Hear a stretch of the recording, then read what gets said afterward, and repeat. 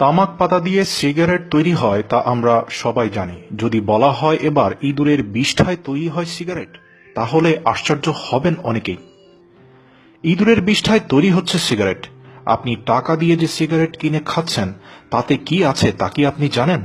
আপনি সহজ জবাব দেবেন, তামাক দিয়ে তৈরি হচ্ছে সিগারেট। কিন্তু এবার শোনা যাচ্ছে অনেক সিগারেটের ভেতরেই থাকে ইঁদুরের বিষ্ঠা। এমন আশ্চর্যজনক কথা জানিয়েছে একটি গবেষণা প্রতিষ্ঠান।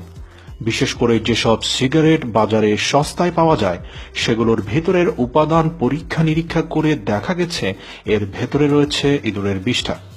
ইউনিভার্সিটি অফ সিডনির প্রফেসর সিমন চ্যাপম্যান দিয়েছেন এক ভয়ঙ্কর তথ্য। তিনি জানিয়েছেন সিগারেটের ফিল্টারে ব্যবহার করা হয়ে থাকে নাকি শূকরের রক্ত।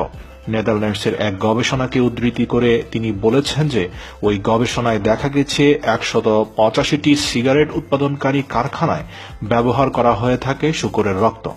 সিগারেটের ফিল্টারে রক্তের গুরুত্বপূর্ণ উপাদান হিমোগ্লোবিন ব্যবহার করা হয়ে থাকে। আবার কখনো কখনো এমনও শোনা যায় মৃত মাছিও নাকি ব্যবহার করা হয় এই সিগারেট বানাতে। সিমন চ্যাপম্যান আরও বলেছেন সিগারেট উৎপাদনকারী প্রতিষ্ঠানগুলো কি কি উপাদান ব্যবহার করছে তা সবসময় গোপন রাখে। তারা বলে এটা তাদের ব্যবসা ও তারা ব্যবসার গোমর কখনো ফাঁস করবে না। আর তাই বিষয়টি নিয়ে সৃষ্টি হয়েছে জটিলতা।